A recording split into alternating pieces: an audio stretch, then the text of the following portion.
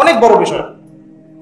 এবং সেই আল্লাহদ্রোহী কাফের জালেম, তার নাম আমরা সবাই জানি, তার নাম কি? ফিরআউন। আল্লাহ পাক বলেছেন ইযহাব ইলা ফিরআউন ইন্নাহু তাগা, তুমি ফিরআউনের কাছে যাও, ফিরআউন সীমা লঙ্ঘন করেছে। কোন একটা জায়গায় আছে ফিরআউন বলেছিল যে আনা রাব্বুকুমুল আ'লা, সূরা নাজিয়াতের মধ্যে আছে আনা রাব্বুকুমুল আ'লা, সে বলেছিল আমি তোমাদের মহান রব। নাউযুবিল্লাহ। সে আরো বলেছিল মা আলিমতু লাকুম মিন ইলাহিন গায়রি, আমি ছাড়া তোমাদের কোনো ইলাহ আছে আমি তো এটা জানি না। নাউযুবিল্লাহ। মা উরিকুম ইল্লা মা আরা, আমি তো সেটাই তোমাদেরকে দেখাই যে আমি দেখি, মানে আমি যা ভালো মনে করি আমি তো তাই তোমাদেরকে দেখাই। ওয়া মা উরিকুম ইল্লা সাবিলার রাশাদ, এবং আমি তোমাদেরকে শুধু সৎ পথ দেখাই। এটা ফিরআউনের কথা। মানে এক কথায় সে পৃথিবীর সবচেয়ে বড় আল্লাহদ্রোহী এবং সবচেয়ে বড় পরাশক্তির অধিকারী। তার চেয়ে শক্তিশালী সেনাবাহিনী ওই সময় কারো ছিল। আমি কি বুঝাতে পারছি? আমি চেষ্টা করছি খুব সহজ করে বলার জন্য। তো এই বিশাল দায়িত্ব পেয়ে মুসা আলাইহিস সালাম এই গোটা করছেন। আল্লাহ, এত বড় দায়িত্ব, তুমি আমার হৃদয়টাকে প্রশস্ত করো, আমার জিহ্বার জড়তাকে দূর করে দাও, আমার কাজগুলো সহজ করে দাও। এবং ওরা মনে করে, ফিরআউনের যে কমিউনিটি, তারা মনে করে যে আমি একজন ব্যক্তিকে হত্যা করেছি। মনে আছে এক থাপ্পড়ে একজন ব্যক্তি নিহত হয়েছেন।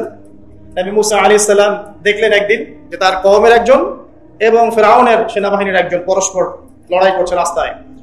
মুসা আলাইহিস সালাম তার কওমের ব্যক্তিকে সাহায্য করার জন্য এগিয়ে গেলেন। একটা ঘুষি মুসা আলাইহিস সালাম তাকে দিয়েছিলেন। ফাকাদা আলাইহি, একটা ঘুষিতেই আল্লাহর হুকুমে ওই ব্যক্তি ডেড। এতে ফিরআউনের বাহিনী মনে করে যে মুসা আলাইহিস সালাম একটা অন্যায় করেছেন। মুসা আলাইহিস সালাম তো ইন্টেনশনালি কাজটা করেন নাই। এই ঘটনার ফলশ্রুতিতে মুসা আলাইহিস সালামকে সেখান থেকে মাদিয়ানে চলে আসতে হয়েছে। মিশরে আর থাকা হয়নি। মাদিয়ানে এসে শুআয়ব আলাইহিস সালামের মেয়েকে বিয়ে করার পর তিনি সেখানে প্রায় 10 বছর অবস্থান করেছেন। এখন 10 বছর পর আল্লাহ রাব্বুল আলামিন তাকে বলছেন তুমি ফিরআউনের কাছে যাও, তুমি নবী, এবং তাকে ইসলামের দাওয়াত দাও। ইযহাবা ইলা ফিরআউনা ইন্নাহু তাগা, তুমি এবং হারুন দুইজন ফিরআউনের কাছে যাও এবং জেনে রাখো যে সে সীমা লঙ্ঘন করেছে, কিন্তু ফাকুলা লাহু কাওলান লাইয়িনা, ফিরআউনের সাথেও একটু নরম স্বরে কথা বলো। কারণ দাওয়াত দিতে হলে মানুষের সাথে নরম স্বরে কথা বলতে হয়।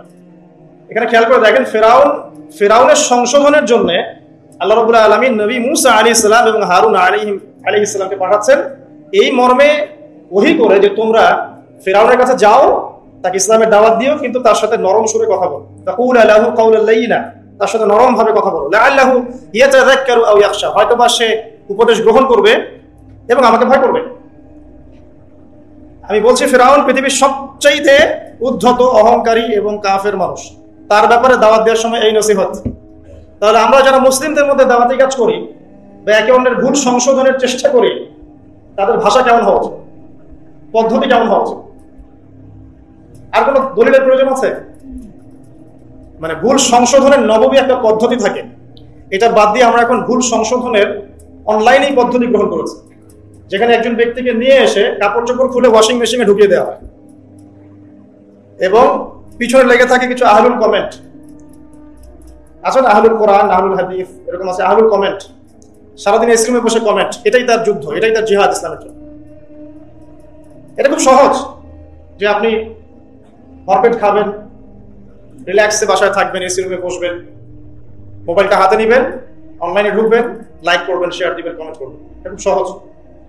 বাট উম্মার জন্য কনস্ট্রাকটিভ কাজ করা এত সহজ নয়।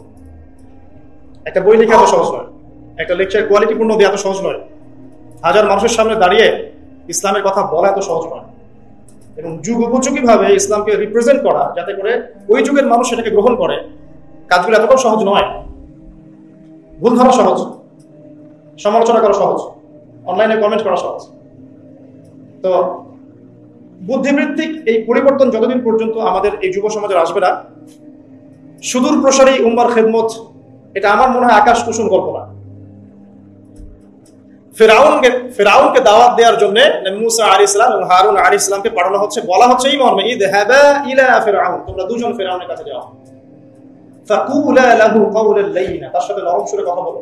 লাআল্লাহু ইয়াতাযাক্কারু আও ইয়াখশা, হয়তোবা সে উপদেশ গ্রহণ করতেও পারে অথবা আল্লাহকে ভয় করতেও পারে। আল্লাহ পাক কিন্তু ভালো করে জানেন সে করবে না, আল্লাহ তো ভবিষ্যৎ জানেন। তারপরে আল্লাহ পাক এই হুকুম করছেন।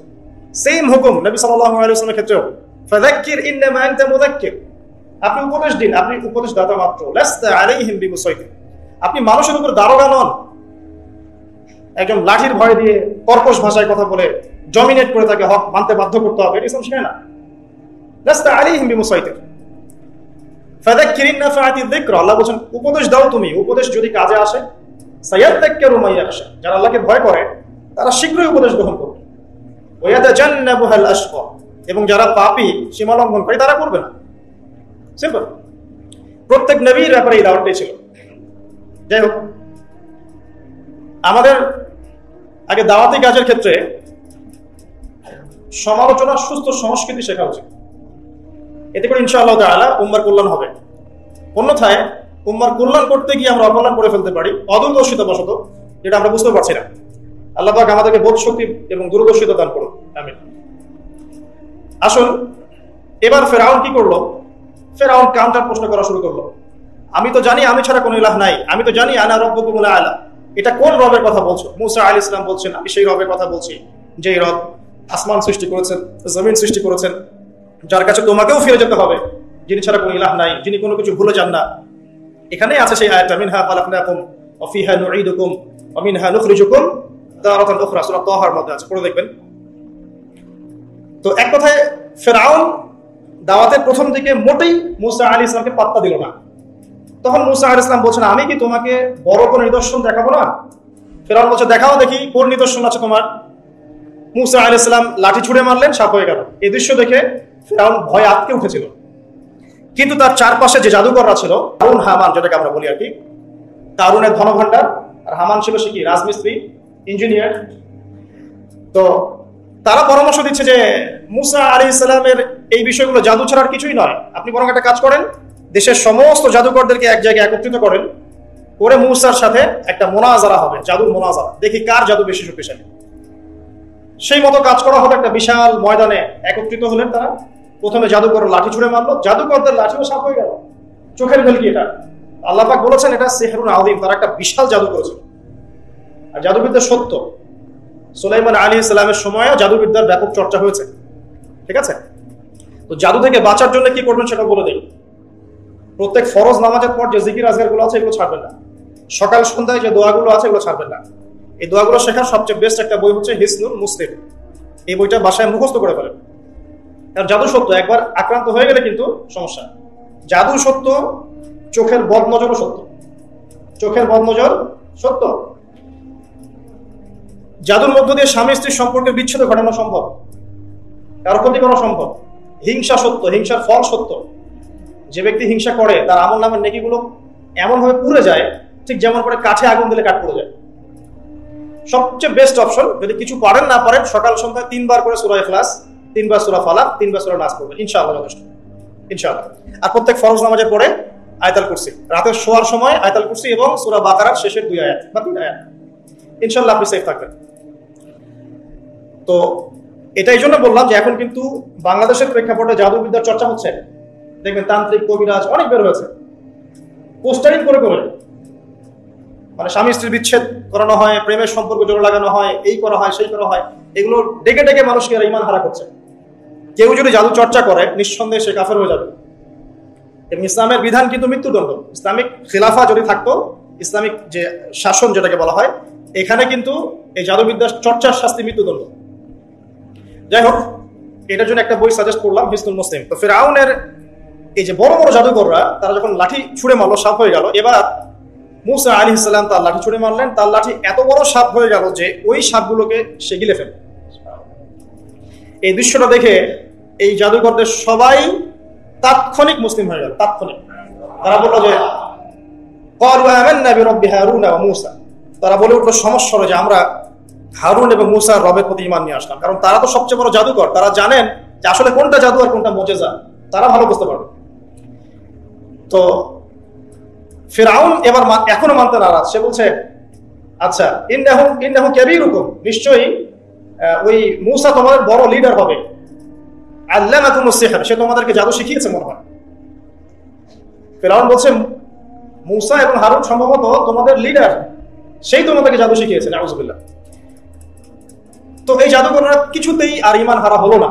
তারা এক ওয়াক্ত নামাজও পড়ে নাই, একটা সওমও রাখেন নাই, তারা কিন্তু আল্লাহর জন্য জিহাদও করেন নাই, তারা যাকাত দেন নাই, কিছুই করেন নাই, শুধু ঈমান আনার পরেই ফিরআউন তাদেরকে হত্যা করলো, ডান হাত বাম পা কেটে ফেললো এবং শুলে চড়িয়ে দিল।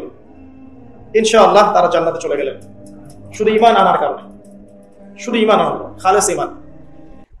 ঈমানই সবচেয়ে বড় বিষয়।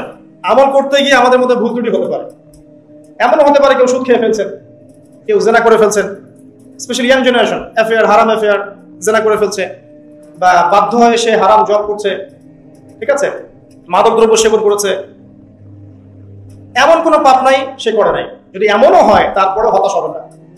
আল্লাহ রাব্বুল আলামিন আপনার খালেস ঈমান যদি আপনি নিয়ে আসতে পারেন, তওবা করে ফিরে আসতে পারেন, আল্লাহ পাক মুহূর্তের মধ্যেই সমস্ত গুনাহ তো মাফ করে দিবেন ইনশাআল্লাহ, গুনাহগুলোকে নেকি দিয়ে পরিবর্তন করে দিবেন ইনশাআল্লাহ। সো আমি ইয়াং জেনারেশনকে রিকোয়েস্ট করবো যে হতাশ হবেন না। হতাশার কারণে তারা আজকে বিভিন্ন জায়গায় চলে যাচ্ছে, শুধু হতাশা, চাকরি নাই হতাশ, গার্লফ্রেন্ডের সাথে বনিবনা হচ্ছে না হতাশ, তারপরে বাসা থেকে প্রেশার দেওয়া হচ্ছে হতাশ, কবে কামাই করবি, কবে খাওয়াবি হতাশ, চাকরি একটা ভালো রেজাল্ট হচ্ছে না হতাশ। মানে হতাশাই কিন্তু মূল কারণ। ফ্রাস্ট্রেটেড তারা লাইফটার প্রতি, দূর লাইফে কিছুই করতে পারতেছে, চারদিক থেকে প্রেশার, তখন তারা হতাশ হয়ে বিভিন্ন খারাপ পথে পা বাড়াচ্ছে। তো হতাশা দূর করার জন্য একটা বিষয় যথেষ্ট, সেটা হলো আপনি আল কোরআনের কাছে আসেন এবং 5 ওয়াক্ত নামাজ মসজিদে আদায় করেন, ইনশাআল্লাহ দেখবেন হতাশা আপনার মন থেকে চলে যাবে।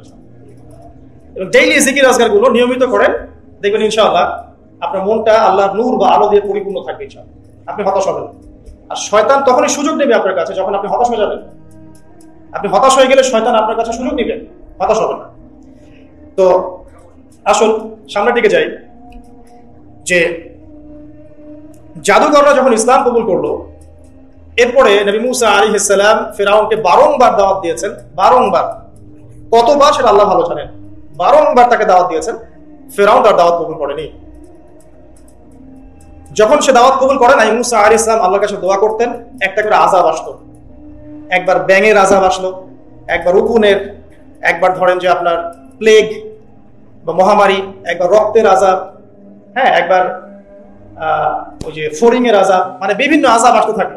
যখনই কোনো আযাব আসে তখন ফিরআউন বলে যে হে মুসা, তুমি তোমার রবের কাছে দোয়া করো, যদি আযাব উঠিয়ে নেওয়া হয় আমরা মুমিন হয়ে যাব আর বনু ইসরাইলকে ছেড়ে দেব। বনু ইসরাইল কারা? যাদেরকে ফিরআউন দাস বানিয়ে রেখেছে।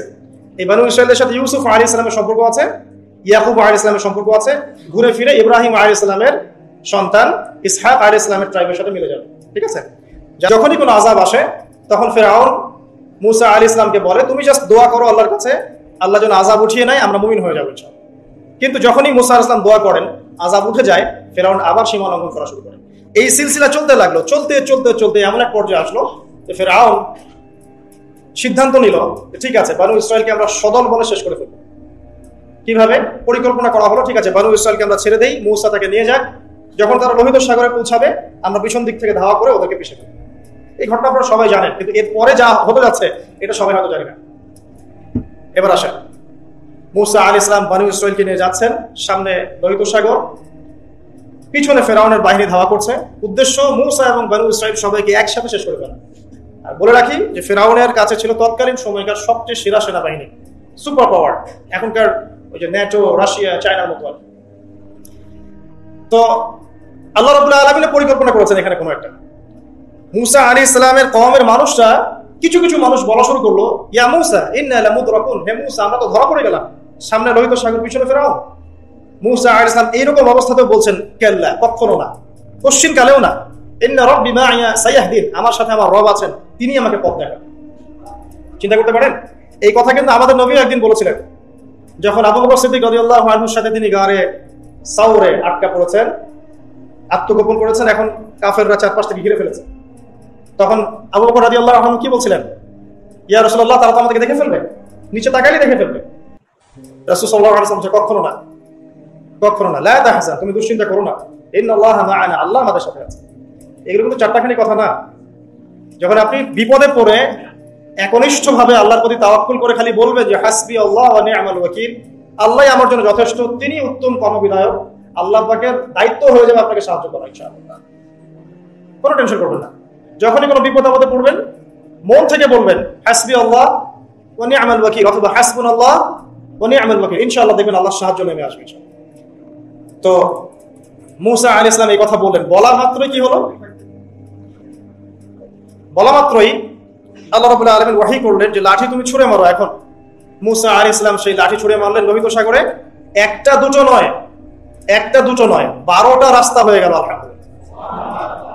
এগুলো কোনো রূপকথা নয়, কিন্তু এটা বাস্তব, এটা হয়েছে পৃথিবীতে।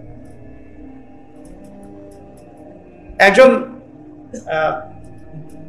আলেম একটা কথা বলেছিলেন একদিন, যে আগে মানুষ যত বেশি আল্লাহর কাছাকাছি থাকতো, নুসরা মানে সাহায্য তত কাছে থাকতো। যখন মানুষ আল্লাহ থেকে দূরে সরা শুরু করেছে, আল্লাহ পাকের নুসরা আস্তে আস্তে আস্তে আস্তে সরে গেছে। এমনও হয়েছে এক সময় যে আসমান থেকে আল্লাহ পাক খাবার নাযিল করেছেন, এখন আপনি কল্পনা করতে পারছেন না। এমন হয়েছে এক সময় নেককার বান্দা হাত তুলে দোয়া করেছে, বৃষ্টি বর্ষণ শুরু হয়েছে।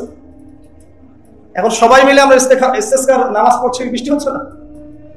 আমাদের মন থেকে আল্লাহ পাক যত দূরে চলে গিয়েছেন, আল্লাহ পাকের নুসরা সাহায্য যে গায়েবী মাদাত, এটাও দূরে চলে যাচ্ছে। খেয়াল করে দেখবেন। তো 12টা রাস্তা হওয়ার পরে বনী ইসরাইল পার হয়ে গেল। এবার মুসা আলাইহিস সালামকে ধাওয়া করার জন্য ফিরআউন তার পুরো সেনাবাহিনী নিয়ে লোহিত সাগরে ঝাঁপ দিল। এই রাস্তা দিয়ে সেও পার হয়ে যাবে। এই ঘটনা আপনারা সবাই জানেন। এরপর আল্লাহ রাব্বুল আলামিন এক মুহূর্তের মধ্যে, 1 সেকেন্ডেরও কম সময়ের মধ্যে এই ফিরআউন এবং তার দলবলকে এই পানিতে ডুবিয়ে দিলেন। 1 সেকেন্ডেরও কম সময়, মুহূর্তের মধ্যে। যে ফিরআউন ছিল বিশ্বের পরাশক্তি, যার কাছে বিশ্বের সবচেয়ে বড় সেনাবাহিনী ছিল, যে সুদীর্ঘকাল বনী ইসরাইলের উপর জুলুম করেছে এবং সে দাবিও করেছে আমি হচ্ছি মহান রব, তাকে আল্লাহ পাক সদল বলে ডুবিয়ে দিলেন। ডোবার সময় এই ফিরআউন একটা কথা বলছে, সে বলছে যে আমানতু বিরব্বি হারুন ওয়া মূসা। ডোবার সময় ফিরআউন বলছে যে আমি হারুন এবং মূসা রবের প্রতি ঈমান আনলাম। আল্লাহ পাক এখন বলছেন আল-আন, এখন ঈমান আনছো, ওয়াকাদ আসাইতা মিন ক্বাবল, এর পূর্বে তুমি সীমা লঙ্ঘন করেছিলে এবং তুমি ফাসাদ সৃষ্টিকারীদের অন্তর্ভুক্ত ছিলে। এখন আমি কি বলবো জানো, আল-ইয়াউমা নুনাজ্জিকা বিবাদানিক, আজকে আমি তোমার এই বডি, তোমার বাদান, এই বাদানটাকে প্রিজার্ভ করব, সংরক্ষণ করব।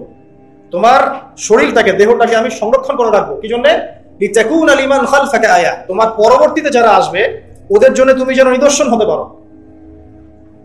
ওয়া ইন্না কাসীরাম মিনান নাস আন আয়াতিনা লাগাফিলুন, এবং মানুষের মধ্যে বেশিরভাগ মানুষই আমার নিদর্শনগুলো সম্পর্কে গাফেল। আল্লাহ পাক ফিরআউনের বডি কেন প্রিজার্ভ করেছেন? যাতে করে ফিরআউনের এই মমি বা ফিরআউনের এই যে বডি, এটা যেন তার পরবর্তী যুগের মানুষদের জন্য নিদর্শন হয়। ঠিক আছে, এই পয়েন্টটা আপনি এখন মাথায় রেখে দেন। লেকচারের এই জায়গায় এসে এই পয়েন্টটা জাস্ট মাথায় রেখে দেন যে আল্লাহ পাক কেন ফিরআউনের বডিটাকে প্রিজার্ভ করেছেন, যাতে পরবর্তী জেনারেশন যারা আসবে তাদের জন্য ফিরআউনের এই লাশটা কি হয়, নিদর্শন হয়। এবার আসেন সামনে যাই, এই পয়েন্টটা মাথায় রেখে দেন। একটু পরে আমি আপনাদেরকে এই পয়েন্টটা নক করবো। মুসা আলাইহিস সালাম পার হয়ে গেলেন। পার হয়ে যাওয়ার পরে বনী ইসরাইল কিন্তু আর আগের মতো থাকলো না। মাত্র 40 দিনের ব্যবধানে, অনলি উইদিন 40 ডেজ, তারা আবার বাছুর পূজা শুরু করেছে। মুসা আলাইহিস সালাম তাওরাত আনতে গিয়েছেন, তাওরাত এনে দেখেন যে কওম বাছুর পূজা শুরু করেছে, ফাসাদ সৃষ্টি করে দিয়েছে। সামেরি নামে একজন ব্যক্তি সর্বপ্রথম এই কাজটা শুরু করেছে। এই ঘটনা তোহার মধ্যে আছে। শুধু তাই নয়, তারা অন্য যে ফাসাদ গুলো ছিল সেগুলো শুরু করলো। পাশাপাশি তারা হারুন আলাইহিস সালামকে চার্জ করেছিল, মানে হারুন আলাইহিস সালামকে বাধ্য করেছে যেন তিনি কিছু বলতে না পারেন। মুসা আলাইহিস সালাম ফিরে এসে তার কওমের এই অবস্থা দেখে খুব ব্যথিত হলেন। তাদেরকে আল্লাহ রাব্বুল আলামিন মান্না দিলেন, সালওয়া দিলেন।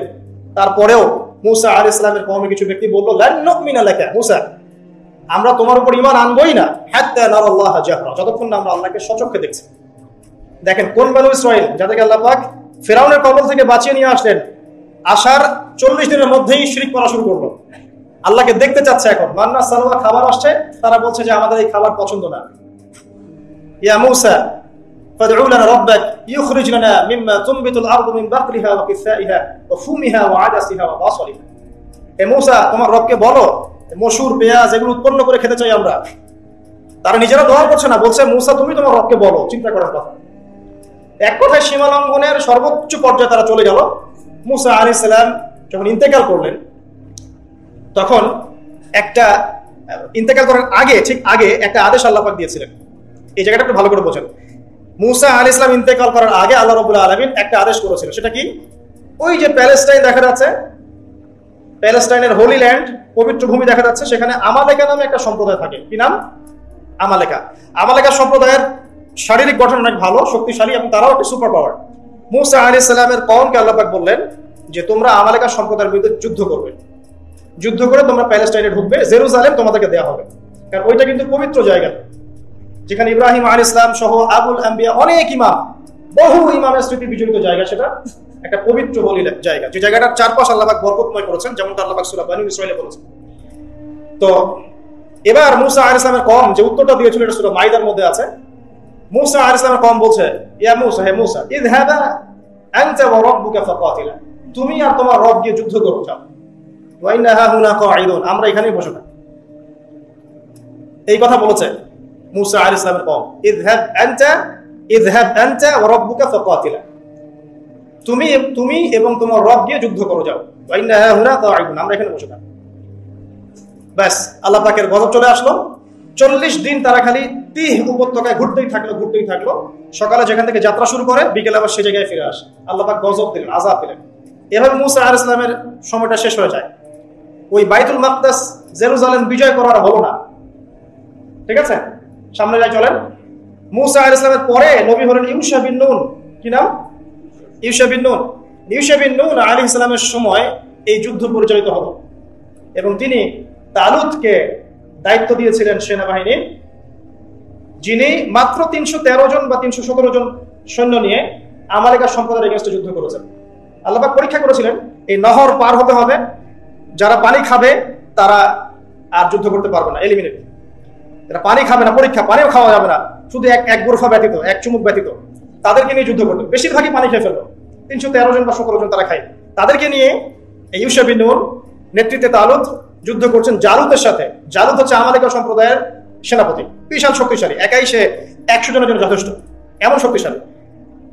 এখন ইউশা বিন নুন আলাইহিস সালামের সেনাবাহিনীর মধ্যে দাউদ আলাইহিস সালাম, তালুতের সেনাবাহিনীর মধ্যে দাউদ আলাইহিস সালাম ছিলেন। তখন তিনি ছোট, বেশি বড় না, হয়তো 20 বছর বয়স হবে বা তার চেয়ে কম।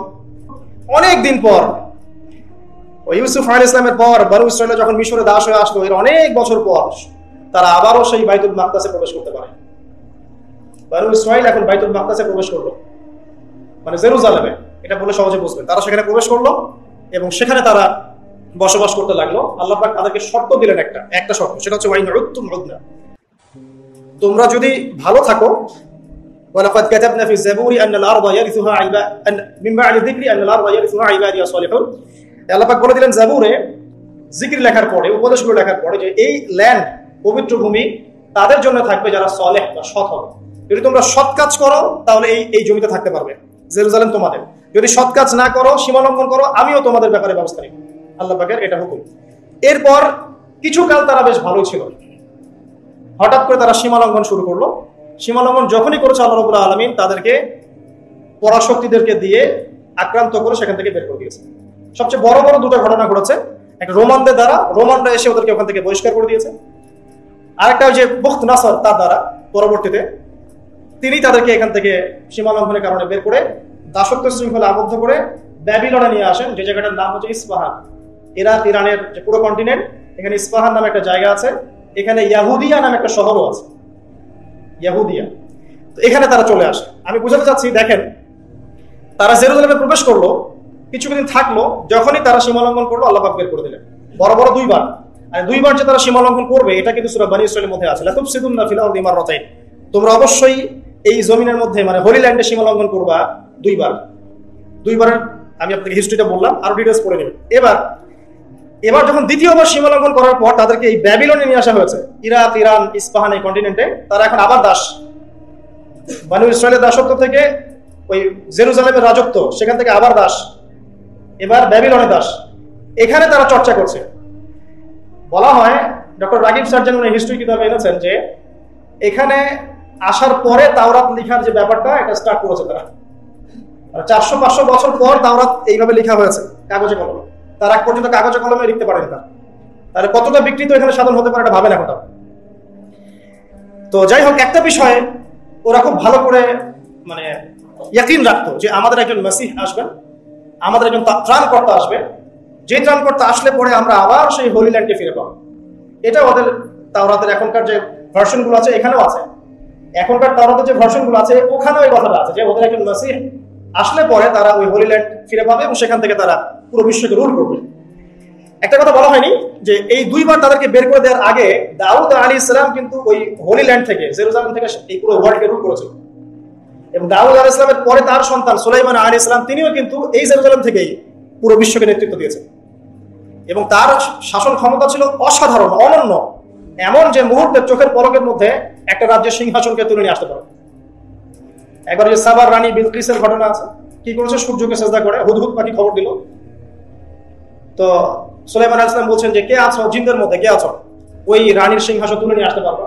একজন বলছে যে আমাকে এতটুকু সময় দেন, আপনি বসবেন পড়বেন, এইটুকু সময়ের মধ্যে আমি নিয়ে চলে আসবো।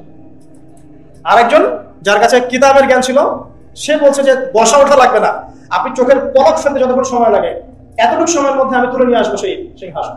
চিন্তা করতে পারেন কি পরিমাণ সুপার পাওয়ার ছিলেন সুলাইমান আলাইহিস সালাম? আপনি কি ভাবতে পারলেন? আজকে আমরা যে ক্ষমতা দাপট দেখাই সারা ওয়ার্ল্ড ওয়াইড, এগুলো সুলাইমান আলাইহিস সালামের সামনে কিচ্ছু না। জিন জাতি তার অনুকূলে, জিন জাতিকে তিনি কাজ করাতে পারেন, পাখির ভাষা বোঝেন, পিঁপড়ার ভাষা বোঝেন, হ্যাঁ, আংটি আছে তার, সিংহাসন, মুহূর্তের মধ্যে এখান থেকে ফ্লাই করে বিশ্বের এক প্রান্তে আবার এক প্রান্তে। এইরকম সুপার পাওয়ার ছিল সুলাইমান আলাইহিস সালাম। এবং বনু ইসরাইল ওই সময় তাদেরকে দেখেন আবার কি ভাগ্যের নির্মম পরিহাস, জুলুম করার কারণে, আল্লাহ পাকের সাথে সীমা লঙ্ঘন করার কারণে, সুলাইমান আলাইহিস সালামের পরবর্তীতে আবার ফাসাদ সৃষ্টি করার কারণে এই যে আবার দাসত্বের শৃঙ্খলা আবদ্ধ হয়ে ব্যাবিলনে আসতে হবে, বসেন আবার ব্যাবিলনে আসতে হবে। তাহলে চেইনটা মিলান, মিশরের দাসত্ব থেকে জেরুজালেমের রাজত্ব, সেখান থেকে পুরো ওয়ার্ল্ডের সুপার পাওয়ার, আবার সীমালঙ্ঘন, আবার আসলো কোথায়? ব্যাবিলন। এবার এসে তারা চর্চা করে যে আমাদের আরেকজন মেসি আছে, সেই মেসি যখন আসবে আমরা আবারও সেই হোলি ল্যান্ড ফিরে পাবো এবং সেখান থেকে আমরা বিশ্ব শাসন করব। এই স্বপ্নের কথা, এটা মানে স্বপ্ন মানে ওদের যে আকাঙ্ক্ষা, এটার কথা ওদের তাওরাতেও আছে, এখনকার যে ভার্সন সেখানেও আছে। আচ্ছা, এবার আসেন, এবার আপনাদেরকে মাথার পিছনে রাখতে বলেছিলাম একটা কথা, সেটা কোনটা? ফেরাউনের মমি। এবার আমরা দেখতে পাচ্ছি যে 1897 সাল, 1897, আমরা 1897 চলে আসি। এখন 1897 আগে অনেক ঘটনা ঘটেছে, ওইদিকে আমি মানে শর্ট টাইমে যেতে পারবো না। এই জেরুজালেম মাশাআল্লাহ উমর রাদিয়াল্লাহু আনহুর সময় বিজিত হয়েছে, উনি নিয়েছেন। তারপরে আবু উবাইদা ইবনে জাররাহ তিনি প্রবেশ করেছেন। পরবর্তীতে মুসলিম যে খিলাফাগুলো চলেছে এই সময়গুলোতেও জেরুজালেম হাতে এসেছে, হাত থেকে চলে গেছে, অনেক ঘটনা ঘটেছে। সালাউদ্দিন আইয়ুবী রাহিমাহুল্লাহ তিনি আবার জয় করেছেন, হ্যাঁ। তারপরে নুরুদ্দিন, আমরা জঙ্গি বলি, আসলে ওটা জিনকি, ওনারা করেছেন। এভাবে অনেকেই করেছেন, পালাবদল হয়েছে, ক্রুসেড হয়েছে, ওরা একবার দখল করেছে, আবার আমরা অ্যাচিভ করেছি, অনেক ঘটনা ঘটেছে। বাট এই জায়গাটা খেয়াল করেন, 1897 সালে ফেরাউনের মমিটা আবিষ্কার হয়ে গেল 1897। আল্লাহ পাক কি জন্য এটাকে রেখেছিলেন? লিতাকুনা লিমান খালফাকা আয়া, যাতে তোমার পরবর্তীতে যারা আসবে তাদের জন্য তুমি নিদর্শন হও। 1907 সালে এটা এনশিওর করা হলো যে এই মমিটা সেই ফেরাউনেরই, যার নাম রেমেসিস II মনেপ্তা, যার নাম হচ্ছে রেমেসিস II মনেপ্তা। এটা সবাই হিসাব কিতাব করে দেখলেন, গবেষণা করে দেখলেন, ওকে, যারা গবেষণা করেছেন তারা মুসলিম হয়ে গেছেন মাশাআল্লাহ। এই সময় থেকেই সারা ওয়ার্ল্ডের মধ্যে আবার একটা মুভমেন্টও শুরু হয়ে গেল, ঠিক এই সময় থেকেই। সবকিছু কিন্তু মিস্টেরিয়াস, ঠিক এই সময় থেকে। সেই মুভমেন্টের নাম জায়নিজম বা জায়নিস্ট মুভমেন্ট। এটা সম্পর্কে জানার জন্য আমার লেকচার শোনা দরকার নাই, যে কারো লেকচার শোনার দরকার নেই, আমাদের লেকচারগুলো যথেষ্ট না হতে পারে। হেনরি ফোর্ড নামে একজন ব্যক্তি আছেন, যার একটা বই আছে দ্য সিক্রেটস অফ জায়নিজম, পড়তে পারেন। মূল তথ্যের মূল জায়গায় চলে যান। আমরা তো বইপত্র পড়ে হয়তো জ্ঞান অর্জন করে আপনাদের সামনে প্রচার করছি বা বলছি, মূল বইগুলো পড়েন, দেখবেন এই সময় থেকে মুভমেন্টটা শুরু হলো। অদ্ভুত একটা মুভমেন্ট, মানে হিস্ট্রিতে কখনোই ইহুদি এবং খ্রিস্টানরা একসাথে বন্ধুত্ব করে কোনো মুভমেন্ট চালু করেনি। বরং এই যে আলোচনা করছে আমাদের মাসিহ আসবে, সেই মাসিহকে আল্লাহ পাক পাঠালেন ঈসা ইবনে মারিয়াম, তাই না? কি ঈসা ইবনে মারিয়ামকে আল্লাহ পাক পাঠালেন, কিন্তু এই ঈসা ইবনে মারিয়ামকে আবার জিউসরা হত্যা করার চেষ্টা করছে। তাহলে ওদের মধ্যে অ্যালায়েন্স কিভাবে সম্ভব? অ্যালায়েন্স মানে তো বোঝেন, জায়নিজম মানে হচ্ছে ইহুদি খ্রিস্টানদের মধ্যে, ইহুদিদের কিছু মানুষ, খ্রিস্টানদের কিছু মানুষ, এরা একত্রিত হয়ে একটা মুভমেন্ট করছে। সব ইহুদি সব খ্রিস্টান নয়, আমি আবার বলছি, সব ইহুদি সব খ্রিস্টান নয়, ইহুদিদের একটা অংশ, খ্রিস্টানদের একটা অংশ, একত্রিত একটা মুভমেন্ট। হিস্ট্রি বলছে এরা একে অপরের শত্রুই ছিল চিরকাল। এমনকি ঈসা ইবনে মারিয়ামকে হত্যা করার চেষ্টা করেছে জিউসরা, আল্লাহ পাক তাকে উঠিয়ে নিয়েছেন। ওয়া মা কাতালুহু ওয়া মা সালাবু, তারা হত্যা করতে পারে নাই, ক্রুশবিদ্ধ করেন, এবং আল্লাহ পাক তাকে উঠিয়ে নিয়েছেন। ঠিক আছে, এই মুভমেন্টটা অ্যামেজিং। আর এই মুভমেন্টের কথা কি কোরআনে এবং হাদিসে আছে? উত্তর হ্যাঁ। আল্লাহ পাক কোরআনে বলেছেন যে আমি কোরআনে সবকিছু বর্ণনা করেছি। সূরা মাইদা খোলেন 11 নম্বর আয়াত, আল্লাহ পাক বলেন ইয়া আইয়ুহাল্লাযীনা আমানু, হে মুমিনগণ, লা তাত্তাখিযুল ইয়াহুদা ওয়ান নাসারা আউলিয়া, তোমরা ইহুদ এবং খ্রিস্টানদেরকে বন্ধুরূপে গ্রহণ করো না। কোন ইহুদি কোন খ্রিস্টানকে করো না? বা আদহুম আউলিয়া বা দেখেন, যারা একে অপরের বন্ধু, ইহুদি খ্রিস্টানদের মধ্যে যারা একে অপরের বন্ধু, জায়নিজম, এদেরকে তোমরা বন্ধুরূপে গ্রহণ করো না। যদি করো, ওয়া ইয়াতাওয়াল্লাহু মিনকুম, তোমাদের মধ্যে কেউ যদি ওদের সাথে বন্ধুত্ব করে ফেলো, ফাইন্নাহুম মিনহুম, সে তাদের অন্তর্ভুক্ত। ফাইন্নাহুম মিনহুম, সে তাদের অন্তর্ভুক্ত হবে। ইন্নাল্লাহা লা ইয়াহদিল কওমা যালিমিন, আল্লাহ পাক এই জালেমদেরকে হেদায়েত দেন না। তার দলিল পাচ্ছেন? এবার আসেন, এই মুভমেন্টটা কি করা শুরু করলো? প্রথমে ইকোনমি সমৃদ্ধ করা শুরু করলো এবং প্রচন্ড অর্থনৈতিকভাবে শক্তিশালী হয়ে গেল। গোল্ডের বিজনেস করা শুরু করলো, আফ্রিকান কন্টিনেন্টে মাইনিং করা শুরু করলো, হীরার খনিগুলো মাইন করা শুরু করলো, আফ্রিকার দরিদ্র কান্ট্রিগুলো থেকে মাইনিং করা শুরু করলো। সম্পূর্ণ উদ্দেশ্যপ্রণীত ভাবে তারা ফার্স্ট ওয়ার্ল্ড ওয়ার, প্রথম যুদ্ধ সংগঠিত করলো। এটা অটোমেটিকলি যুদ্ধটা হয় নাই। এই যুদ্ধের পিছনে দুটো মূল কারণ ছিল। এক নম্বর কারণ ছিল অটোমান এম্পায়ার বা তুর্কিদেরকে হটানো, কারণ তুর্কিদের আন্ডারে তখন ছিল জেরুজালেম। আর দুই নম্বর টার্গেট ছিল যে জিউসদের জন্য একটা নিরাপদ জায়গার ব্যবস্থা করা। হিস্ট্রি খালি পড়লেই হবে না, এটাকে ভিতরে চোখ দিয়ে অ্যানালাইসিস করতে হবে। আলহামদুলিল্লাহ, আমি লাস্ট 10 ইয়ার্স থেকে হিস্ট্রি পড়ছি। লাস্ট 10 ইয়ার্স দুটো রিজন আমি দেখেছি এখানে, দুটো রিজন। ফার্স্ট ওয়ার্ল্ড ওয়ারের পিছনে দুটো রিজন। নাম্বার 1, অটোমান এম্পায়ারদেরকে সেখান থেকে হটিয়ে দেয়, এবং সেই কাজটা করেছে কিন্তু জেনারেল এলএনবি 1917-এ বেলফোর্ড ডিক্লারেশন বলে এটাকে, যে ব্রিটিশরা এসে, এই ব্রিটিশদের সাথে কিন্তু কিছু মুসলিমরাও ছিল, ব্রিটিশদের সাথে কিছু মুসলিমরাও কিন্তু বন্ধুত্ব করেছিল, করে তুর্কিদেরকে হটিয়ে দিয়েছিল। হটিয়ে ওই জেরুজালেম উন্মুক্ত করেছে কাদের জন্য? জিউসদের জন্য। এবার এই যে ব্যাবিলনের দাস জিউস সভ্যতা, যারা স্বপ্ন দেখছে ওদের মাসি আসবে, 2000 বছর পরে, কত হাজার বছর? প্রায় 2000 বছর পর তারা আবার জেরুজালেমে ঢুকলো। ব্যাপারটা কি আপনার কাছে রহস্যজনক মনে হচ্ছে না? এবং তারা মেসিহের অপেক্ষাও করতে থাকবে। বিশাল ওয়ার, যে যুদ্ধে লক্ষ লক্ষ মানুষ মারা গেছে, প্রায় কোটির কাছাকাছি। উদ্দেশ্য অটোমান এম্পায়ার থেকে সরিয়ে দেওয়া, জিউসের জন্য একটা ল্যান্ড তৈরি করা। শুধু তাই না, বেলফোর্ড ডিক্লারেশনের পরে ওয়ার্ল্ডের যত জায়গায় জিউসরা ছিল সবাই এখানে আসা শুরু করবে। আস্তে আস্তে নিরাপদ একটা জায়গা ওদের জন্য। এবং এবার তারা মানে এটা টুরিস্টের মধ্যে বেড়াতে আসছে না, কিন্তু তারা এখানে এসে বাড়ি নির্মাণ করছে।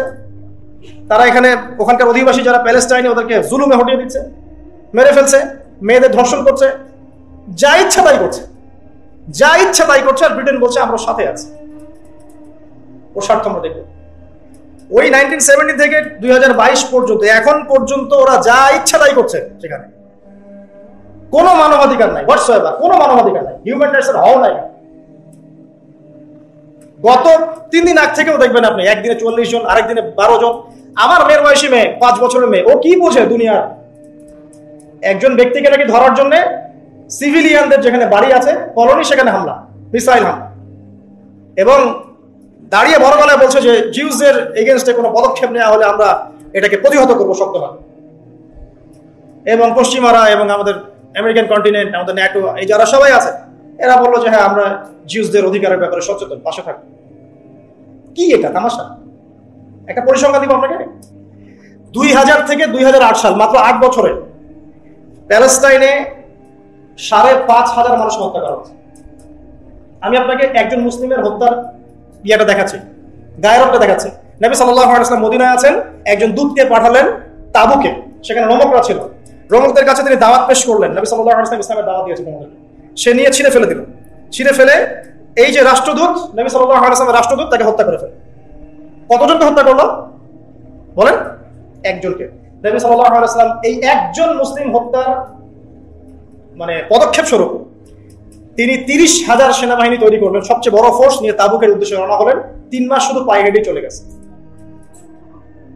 আর আমি আপনাকে পরিসংখ্যান দেখাচ্ছি, 2000 থেকে 2008, মাত্র 8 বছরে প্রায় 5,500 মানুষ, নারী শিশু সহ। 22 পর্যন্ত কত আপনি গুগল করেন, আপনি গুগল করে দেখেন যে প্রতি বছর কতজন করে মারা যায়। একটা মুসলিম মহিলা, আমি অত ফিকহ বুঝি না, আমি কিন্তু ফকিহ নই, আমি শুধু একজন সাধারণ দায়ী মাত্র, আমি তালেবে ইলম, আমি এত বেশি ফিকহ বুঝি না, কিন্তু আমার মনে হয় ফকিহরা এই বিষয়ে একমত হবে না আমার সাথে। একজন মুসলিম নারীকে যদি কেউ জবরদস্তি করে ওরা তুলে নিয়ে যায়, তুলে নিয়ে গিয়ে তাকে রেপ করে, তাকে ধর্ষণ করে, তার সাথে যা ইচ্ছা তাই আচরণ করে, তখন ওই কমিউনিটির সমস্ত পুরুষের উপর ফরজিয়াত বর্তায় ওই মহিলার ইজ্জত রক্ষা করে। আর বিগত 100 বছর থেকে কত যে মুসলিম নারী, শিশু, ভাই বোন সবাইকে মেসাকা করে হত্যা করে, কোনো হিসাব নাই। আর আমাদের সেই ফিলিংসও নাই দেখবেন ঠিক যখন এই যে লাস্ট যখন গাজায় হামলা হচ্ছে, ঠিক ওই সময় আমরা ফেসবুকে নিয়ে ব্যস্ত আছি, একে অন্যের সমালোচনায়, গীবতে, তহমতে। হ্যাঁ, মনে হচ্ছে দিনের ব্যাপক খেদমত করে আঞ্জাম দিয়ে ফেলছে এগুলো, দিনের কান্ডারি আমি একদম। অথচ জেরুজালেম রক্তাক্ত হচ্ছে, কাছে আমার কোনো ফিলিংস নেই, আমার ফোকাসিং অনলাইন। দেখবেন মিডিয়া দ্বারা। আসেন আমি একটু শেষ করে দেই, কারণ অনেক লম্বা হয়ে যাবে, 10 মিনিট সময় নিচ্ছে। এটা 1917-এর ঘটনা। সে ব্রিটেনের হাত ধরে শক্তিশালী হলো এবং সেখানে সবাই ঢোকা শুরু করলো। আমরা কিছু করতে পারবো না, জানি, হিস্ট্রি জেনে রাখেন অ্যাটলিস্ট। এখান থেকে আপনি কিছু করতে পারবেন, বাট অ্যাটলিস্ট হিস্ট্রি জেনে রাখেন। তবে কিছুই করতে পারবো না এমন নয়, কিছু তো করণীয় আছে আমাদের, সেটার দিকে পরে আসি। আগে জানেন কি হয়েছে। তারপরে 1917-এর পরে 1917 থেকে 1945 সেকেন্ড ওয়ার্ল্ড ওয়ারের আগ পর্যন্ত এই সময়টুকুতে সে আস্তে আস্তে আরো শক্তিশালী হওয়া শুরু করবে। এবং ব্রিটেনের রোল তো শেষ, সে তাকে জায়গা করে দিয়েছে, অটোম্যান থেকে সরিয়ে দিয়েছে। এখন আরেকজনকে দায়িত্ব দিতে হবে। তো সে আমেরিকাকে ডাক দিল, তুমি আমার কাছে আস, এই যে রেসপন্সিবিলিটি তুমি এখন নাও, সামাল দাও। সে সামাল দেওয়া শুরু করলো। সে ব্রিটেনের চেয়ে অনেক বেশি শক্তিশালী অবস্থান নিয়ে, একদম মিলিটারি পাওয়ার, অস্ত্র শস্ত্র, ইকোনমি, একদম একদম কি বলবো, United Nations, IMF, World Bank, হাবিজাবি, WHO, সবই ওদের। টেকনোলজি, সায়েন্স, বিজ্ঞান, প্রযুক্তি, অস্ত্র, মিলিটারি সায়েন্স যা আছে সব, ইভেন পারমাণবিক bomb, nuclear weapons. Nuclear weapons এমন জিনিস যেটা দিয়ে সারা ওয়ার্ল্ডকে রুল করা যায়। দুটো জিনিস দিয়ে ওয়ার্ল্ডকে রুল করা যায়, একটা নিউক্লিয়ার ওয়েপন্স, একটা হচ্ছে ডলার। যার কাছে নিউক্লিয়ার ওয়েপন্স নাই, ডলারও নাই, তার কোনো দামও নাই। ডলার না থাকলে আমাদের ইকোনমিক স্যাংশন এত মাথা ব্যথার কারণ আছে? টাকার মান বাড়বে কমবে কি দিয়ে? এই জন্য ব্রিক্স, একটা association, BRICS, Brazil, India, Russia, তারা মিলে, চায়না, তারা প্ল্যান করছে যে আমরা নতুন একটা কারেন্সি লঞ্চ করব, যাতে করে একটা কারেন্সির উপর আমাদের ডিপেন্ডেন্ট থাকতে না হয়। এবং তারা অনেক স্মার্ট, মুসলিমরা এটা করেছে। যেই মুসলিমদের হাতে জেরুজালেম বারবার বিজিত হয়েছে, তারা আমাদের মতো এত অপদার্থ ছিল না। সালাদিন আইয়ুবী রাহিমাহুল্লাহ এমন ছিলেন, নুরুদ্দিন জঙ্গি তারা এমন ছিলেন না, আবু উবাইদা ইবনে জাররাহ তারা এমন ছিলেন না। যুগে যুগে যাদের হাতে এটা জয় হয়েছে, তারা আমাদের মতো কমন সাধারণ মুসলিম ছিলেন না, যারা ইস্যু পাগল, যারা সমালোচনা করতে বেশি পছন্দ করে, যাদের ফরজিয়াতের ঠিক নাই, তারা নামাজ ঠিক মতো পড়ে না, কোরআন তেলাওয়াত করতে পারে না, সুন্নতের ঠিক নাই, কোনো চেতনা নাই, এই ধরনের মুসলিম ছিলেন না তারা। আসেন, আমেরিকা তার দায়িত্ব পালন করতে লাগলো এবং আস্তে আস্তে এমন একটা জায়গায় চলে আসলো যে এখনো যদি আজকে যদি জিউসরা 100 জন প্যালেস্টাইনিকে হত্যা করে, আমেরিকা কখনো বলবে না তারা মানবতা বিরোধী কোনো অপরাধ করেছে, কখনো বলবে না। বলবে আমরা ওর পাশে আছি, চ্যালেঞ্জ করলো আপনাকে।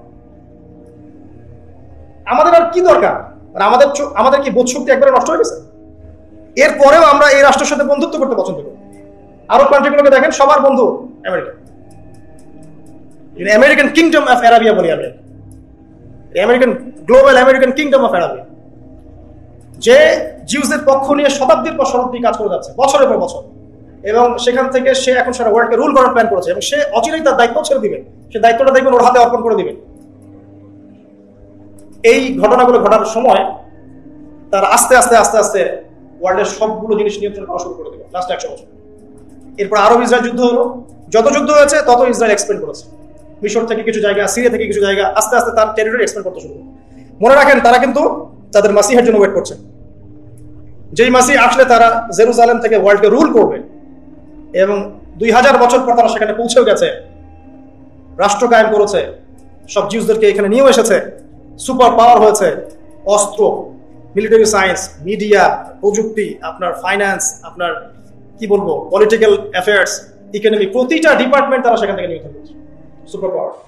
মুসলিমদের নাকের ডগায় এগুলো হয়ে গেছে লাস্ট 100 বছরে, লাস্ট 70 বছর।